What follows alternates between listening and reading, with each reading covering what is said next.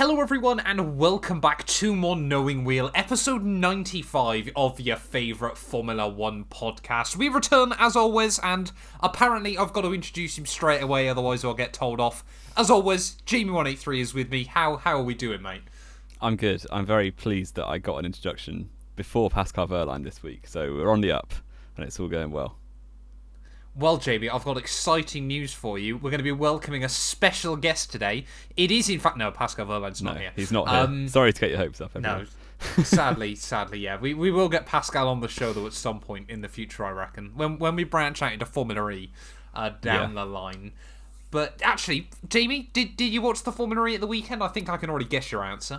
No, I didn't. No, I wasn't expecting you did. I saw some people tweeting about it, if that counts, but no.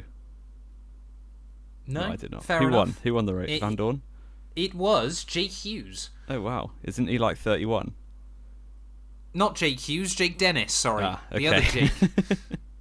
So, Jake did you watch Hughes it then? I'm assuming you watched it either. if you almost know who won. I did watch most of it. Did you also see as well, on the podium, they got the wrong United Kingdom flag? I did not. That's a classic Top Gear. Was it on upside down or something? No, they just didn't have the bit with the Northern Irish stripes. Oh, how did they manage that? That's a really bad error. I have no idea. Well. I don't know how they've found a flag without it, but it is what it is. That's got to be up there for our quickest tangent onto random things. This is still actually a Formula 1 podcast rather than Formula E, but it's been a weirdly quiet news week, hasn't it, Jamie? We've had a few bits and pieces go on, a couple of big stories, but a lot of it in the moment is just kind of speculation as we look towards the first race, or winter testing even, I should say, before that. And of course, before that is car reveals. 2 more dates have been revealed this week. Red Bull coming in very, very early with a February 3rd release, Jamie. What do we make of that?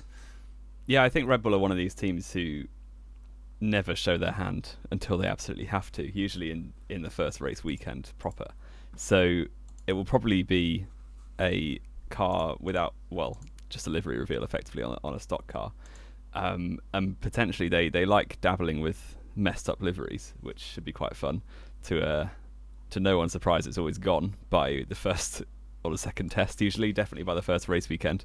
But it'd be interesting if they do go for something crazy like a camo bull or the red and black one that one year as well. So we'll wait and see. It seems very early though, but obviously they've got reason to be confident after back-to-back drivers' championships and their first constructors in a long time in 2022. So they're hoping to kick on, release a car that's going to dominate F1 again, hopefully. Well, no, maybe not hopefully, but it might do.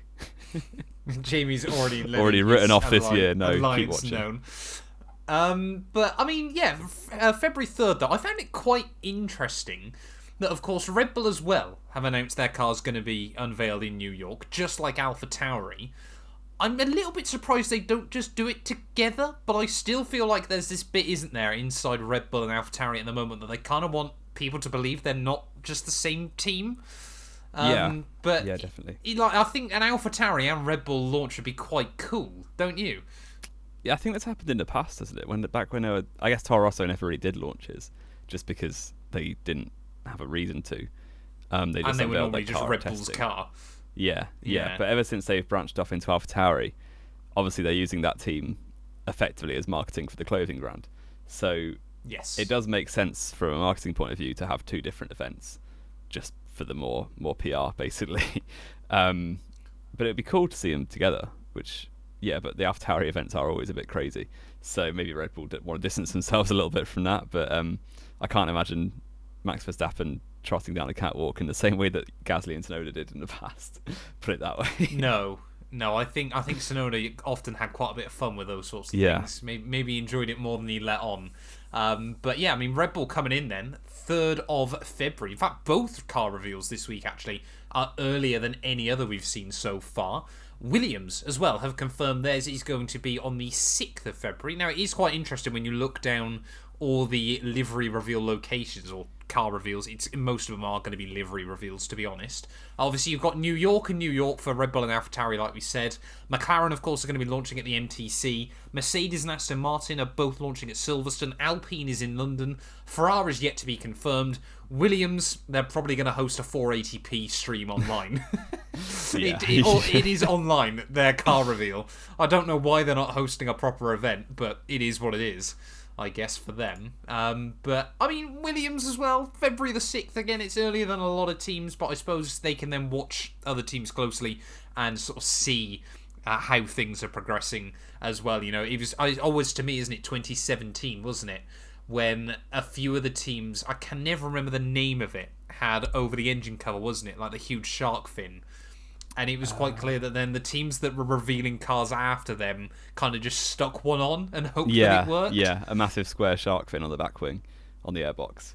But yeah, I mean, Williams, there was one year when they were releasing their car through an app, and then people just went into Google Inspect and found the livery well early.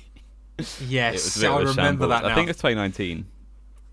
Yes, I think so. 2019. Or 2018. It rings a bell because that was the rocket one, wasn't it? Yeah, which then changed.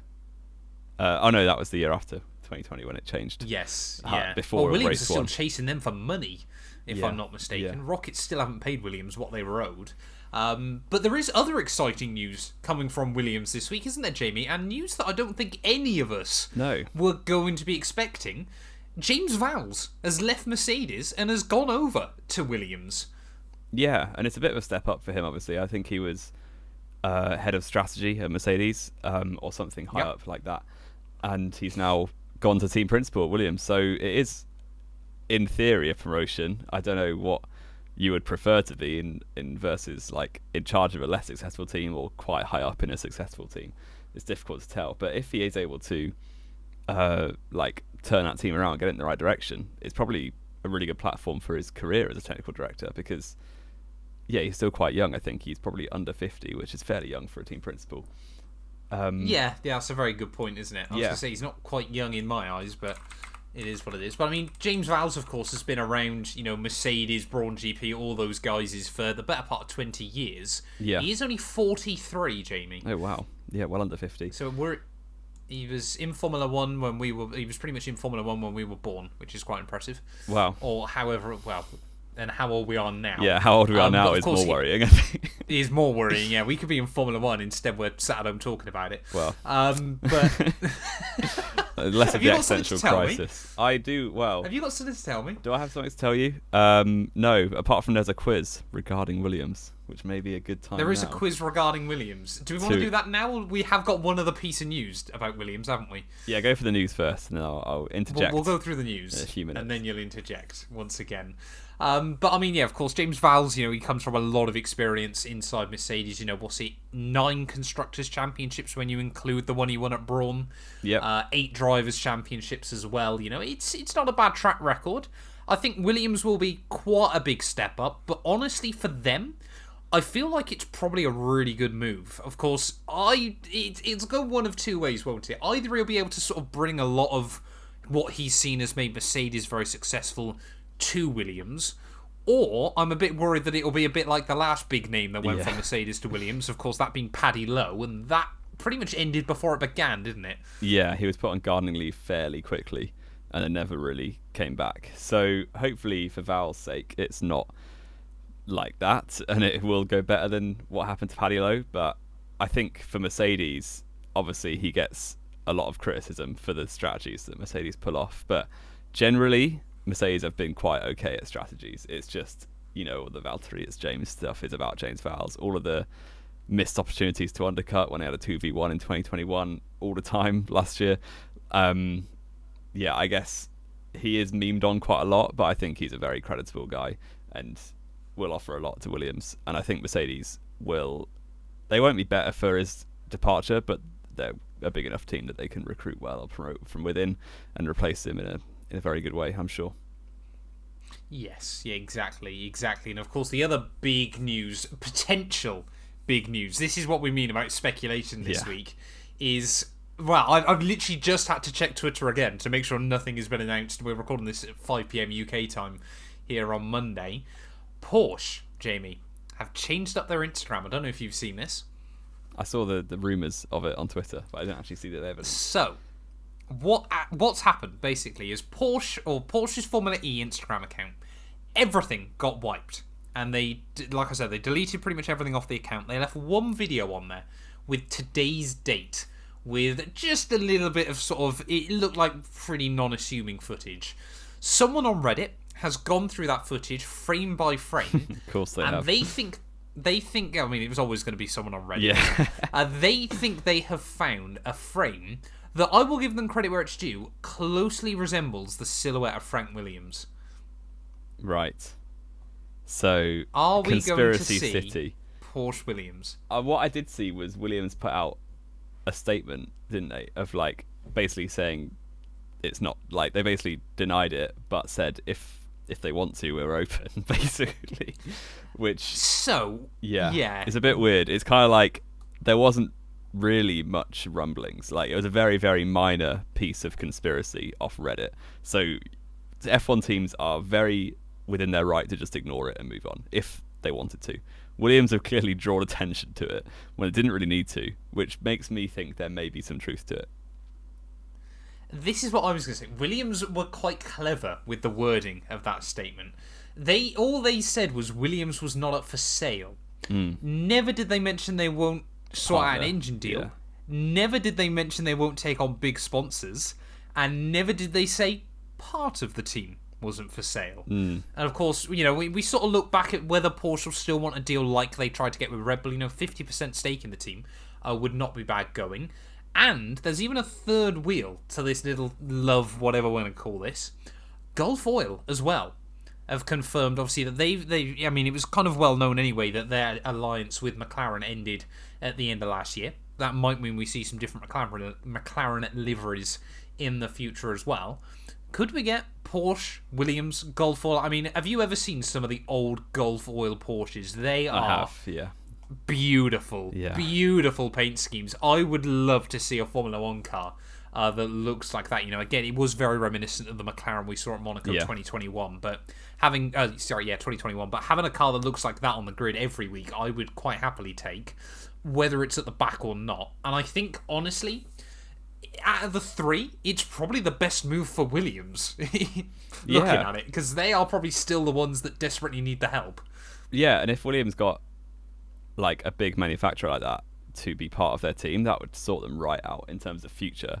Because for many years now, kind of like even back into the 2000s, they've ever since they departed BMW, really, they've never really had a solid title sponsor. They've just kind of been going from one minor company to another. I guess Martini were there for a while, but eventually they left, and like they've been with and Rocket. RBS were in for a little while, weren't they? Yeah, but they've not had a massive car manufacturer who's in for the long haul like they did with BMW. No. I guess ironically BMW were only with them for about 2 years, but yeah, it would be cool. It'd be really cool for Williams if they could get Porsche into the family, but we'll have to wait and see. It's obviously speculative, very much so. We're deep into winter, so the most minor things on Reddit we get on the podcast. Exactly. I did notice something else there as well, quickly, Jamie, that I just wanted to check with you. Obviously, talking about that. Porsche or Porsche? Sorry. Oh, apologies. Have I done a mistake? Do you say Porsche or do you say Porsche? I think I don't. I've never really given it much thought, so I just go between. You just go between you, because I definitely heard a lot of Porsche there. It's maybe I do. Porsche I do in my say mind. Porsche. And what are you saying? Well, I'm saying you need to get your head out your bum. It's Porsche. Let us know in the comments. Do you team Porsche or team Porsche? Exactly. Or like the brilliant comment I saw from someone once along those lines, where someone went, it's literally in a comment on a video, they went, it's pronounced Porsche, not Porsche. I was like, how am I meant to know what you mean by this? But Jamie, we're bringing back the quizzes. Jamie suddenly reminded me, of course, that normally on the podcast we run a quiz. You were up this week then, Jamie. What are you going to hit me with? Yeah, so on the theme of Williams, Formula One team, it took a little bit of time to compile the list, but it's a very broad category. So there are 25 drivers to have scored a podium position for Williams Formula One team since they debuted. You have 2 minutes, because there's a lot of answers, to name as many as you can and try and get as close to 25 as you can. Your time starts 25. now. George Russell, Lance Stroll, Felipe Massa, Valtteri Bottas, Nico Rosberg, Pastor Maldonado. You're doing well. All right so far. Nakajima never did, I don't think. Bit of an obscure He one. barely But we're on scored with it. points, to be honest. Yeah, I know. Ralph Schumacher. Correct. Juan Pablo Montoya. Mm-hmm. No, Ayrton Senna never did. Damon Hill, David Coulthard, Jacques Villeneuve. Yep. How many am I up to? There's a lot left. Yeah, I think you've got about 9 or 10. Alan Jones. Yep. Keke Rosberg. Yep. Did Nelson Piquet ever race for them? Yep. I think he did. Yeah, he won a title with them. How stupid was that? Who else? Other name. Nigel Mansell. Yep. Are most of them still just from the 80s? There's 10 left. No, you've got a few. Rubens Barrichello. No. There's a few. Never did. There's 3 from since 2000. Jenson Button. No. Did he not? No, he never even went there, did he? No, he did. He debuted at Williams. He did. There's 3 from who else am I 2000. forgetting? There's 1 from the 90s, a few from the 80s. 3 from the... I've just got to try and get the ones from the 2000s, You've I got suppose. 39 seconds. Still got a while. You can be. This is... I'm panicking. I already said Rosberg, didn't I? Yep. Juan Pablo Montoya, Ralph Schumacher. Who else raced for Williams in the early 2000s? Nick Heidfeld never did he? Yeah, he did. He got a podium for them. Did he? He did get a podium There's one of for them. him. There's one of them. Trying to think of other drivers that raced for Williams. I can just see a lot of mustaches from the 80s. I don't know. You're still missing one world champion. Not for Williams. I'm still missing one world champion. Oh, that raced for him. Yeah. Oh, the time's up. That was painful. It got painful towards the... I rattled off the first few. I was getting into the you're swing doing of very things, well, and and then I then struggled. you collapsed. I did. A bit like Williams after every major rule change. Pretty much, yeah. So, yeah, the ones... So, you got Alex Wirtz, podium in Lewis Hamilton's first win. Such a bizarre F1 career. Mark Webber got a podium. Oh, yeah, I forgot about that. Heinz-Harald Frentzen in 98. Oh, of course. Or 7, I believe. Yep. 98. Alain Prost got a podium for Williams, apparently. Oh, yeah, he won a world title with Williams. Oh, did he? I forgot about that. Yeah, 1993. Oh, yeah, of course. I remember that Senna didn't, but I completely forgot Prost the year before. Oh, no. Thierry Boutsen, Riccardo I wouldn't have got that. Oh, I should have got that. Carlos Reutemann, should have got that. Clay Regazzoni. I probably wouldn't have got that. Jacques Lafitte, and that is all of them. Jacques Lafitte. How many did I get then? Oh, I've just deleted. Hang on, let me undo. So you missed 9. So you got 16. 16? That's not I'll bad. take that. What's that? That's 64%. Yeah. I will absolutely take. Well done. That's a 2-2. 2-1. Is that a 2-1? Is it at university? Well I done. get a 2-1 in my university of the history. That's of about Williams. what I got in my degree. So fair play. There we go. I'm as good at Jamie as his degree, and I didn't know what the question was.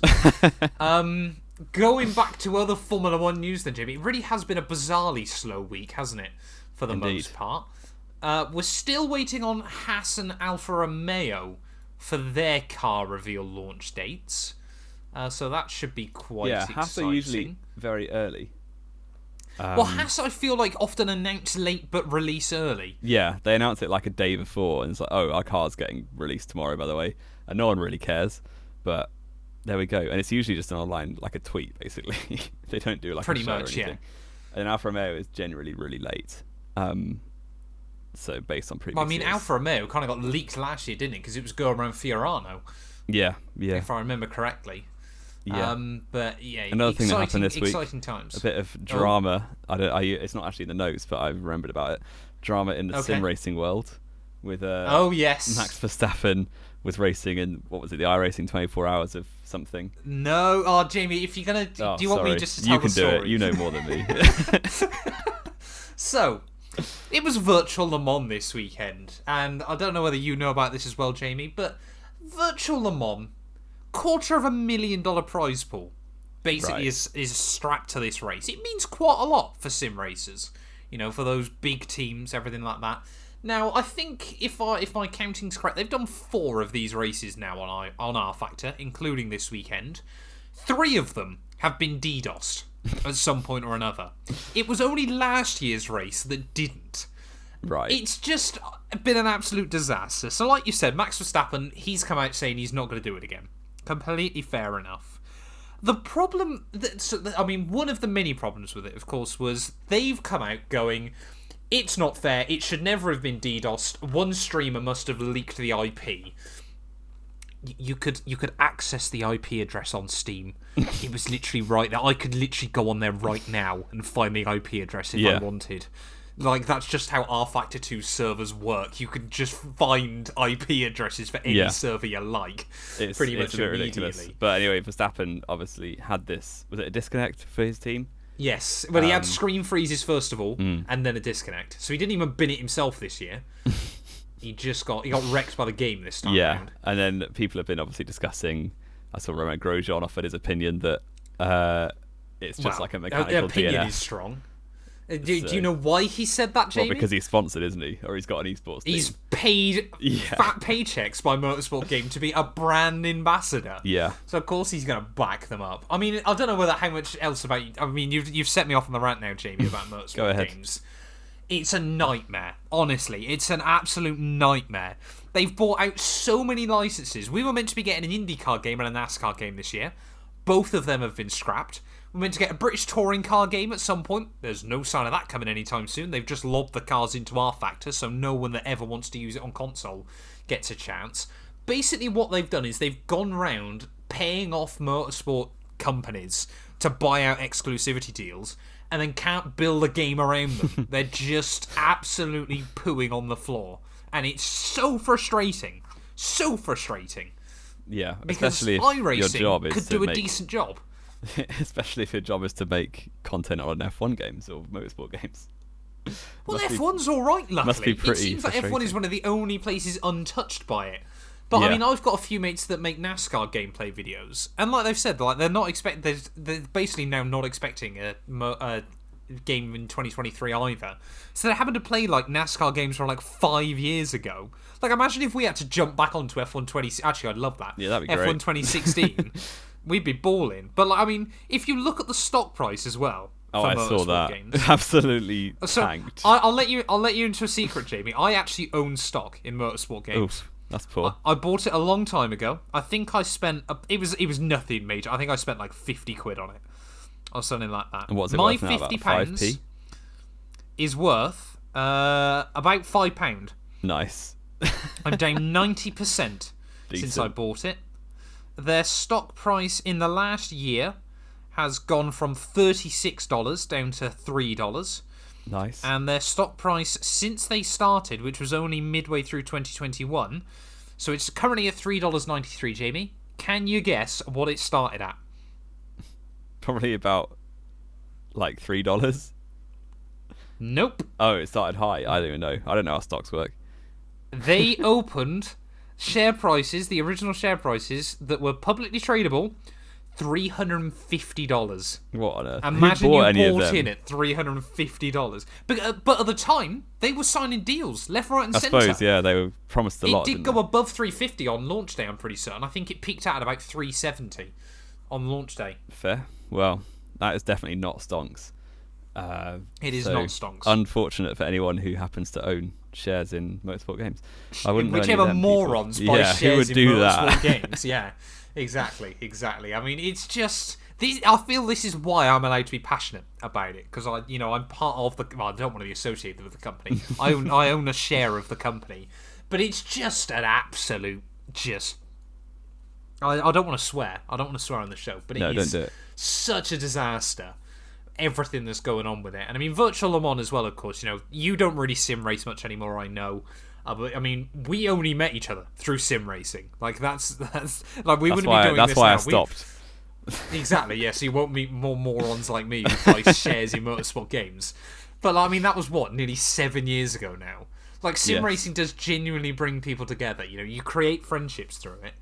And motorsport games, like, a lot of people will have tuned into Virtual Le Mans this year because they'll have been new into Formula 1 and they thought, I haven't got much else to do over the winter. Formula E, don't know what that is, don't want to watch. I'll watch Max Verstappen tear it around Le Mans. And he obviously, Max, quite rightly, spent a lot of the time just moaning because it completely screwed him. Like he said, it wouldn't surprise me because we both know how just ridiculously dedicated he is to sim racing. Whether he pretty much got home from Abu Dhabi at the end of last year, took a few days off and just went straight into practicing for this. Like, he will have spent a good month and a half practicing, and just for it to get taken away through no fault of his own. As well, they were changing the rules as the race went on, so I can't remember which team it was. He's probably quite used to that, isn't he? Well, I'm sure, yeah, sometimes it works for him, sometimes it doesn't. But, like, for example, other teams, if they disconnected, they were allowed their laps back. Red Line weren't, for whatever reason. They simply were told, yeah, you're not getting your laps back, you disconnected, you're out of it. The race director must be a Hamilton fan. Well, possibly with a bit of luck. But it just... frustrating, beyond belief. Just everything that went on with it. And it just puts a dampener on sim racing. Motorsport games are simply not good for the community at the moment. They desperately need to work out what's going on, or just... I mean, they're not going to give another company a chance, because, of course, why ever would they? Why would they? Everyone will just flock back to iRacing, and they'll absolutely just wipe the floor with them. I mean, iRacing's not perfect. They get issues with DDoS attacks and things like that in the past, but it's a lot better than R-Factor. And I don't want to say that because I'm not a fan of how dominant iRacing is in the scene either. I want to see more games getting a fair shot at things. Yeah. Well, that was a nice rant. To add to that, I appreciate it. I have nothing to add. I haven't played an F1 game in probably about 2.5 years. So let's get you. No, not that long. Get you back Maybe on. not that. I don't know if it's that long. But let's get you back on for a knowing wheel co-op career mode on F1 23. I reckon.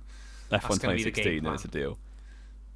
We are so tempted to do an F1 2016 co-op career mode. As long as I can use assists and a pad. Okay, that seems fair. Gonna beat you again like I did in China, season 12. Okay, those 2 races you beat me on F1 2016. Anything else though to add, Jamie? I mean, it has been, like we said, such a slow news week this week, but we kind of just wanted to get a podcast out. I mean, we could talk about WTF1, couldn't we? Of course, I don't really care, well, Jamie, I mean, we've got to ask the question, haven't we? Of course, with everything that's gone on with WTF1, how much are we willing to sell the brand Knowing Wheel for? I reckon we settle for no less than £5 million. I think that's probably fair. If anyone's got 5 mil, wants to buy us out, and they wants to buy us out, go and do it. You can have the brand. I would absolutely sell myself named our for price. 5 mil. You'll sell yourself for 5 mil. You're going to get some different offers in your DMs, mate. I didn't say that. But there we go. Right, we've named our price for Knowing Wheel as well. But I guess that's going to wrap us up then for this week, Jamie. It's certainly been an interesting show, a bit of change from the norm. But thank you all so much for listening as always. If you have enjoyed, please do make sure you leave a like, get yourself subscribed. And yeah, I guess we'll be back very, very soon then with more Knowing Wheel.